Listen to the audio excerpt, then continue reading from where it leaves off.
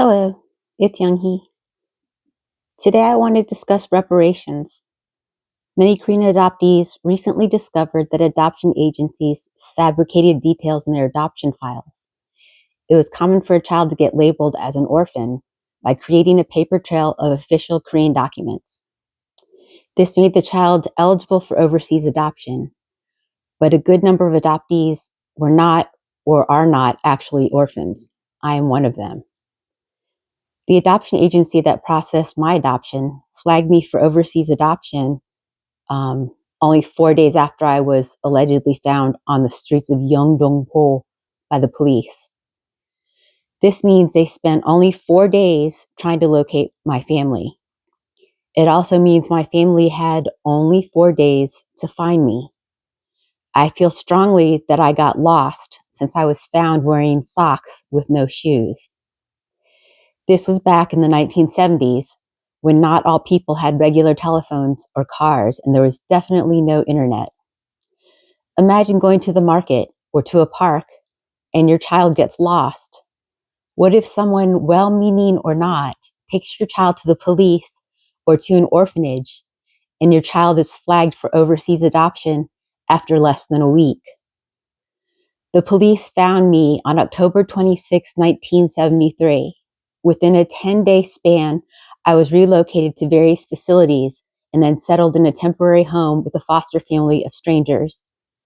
Could you have found your child under these circumstances?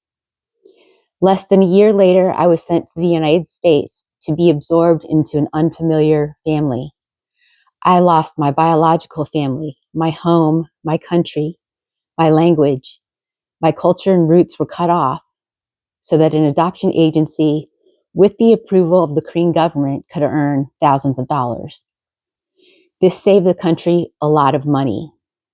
It was easier to skip out on adequate social services for single parents, for childcare, for welfare, or for lost children.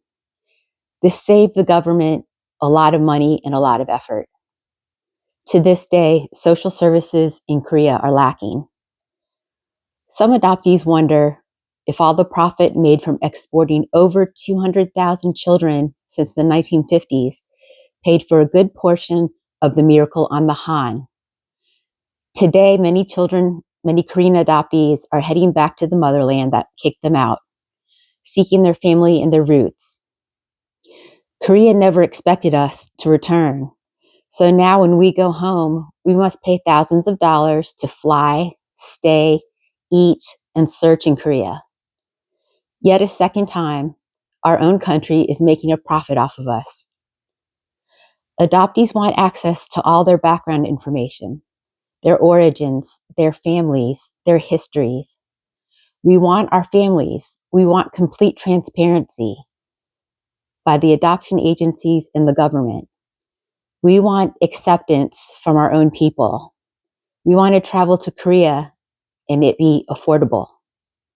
We want answers and a sincere apology, backed by real efforts to make life better for Korean adoptees. I don't personally need some of these answers. I don't care why we were sold off, because now Korea is facing a population collapse, even offering money for couples to have children. Do you not see the irony in the situation? Korea, you shamed and still shamed single parents. And in some cases, you stole their children in exchange for payment. The damage to Korean adoptees will never be fully repaired. Please think about the words I shared today. Thank you for listening.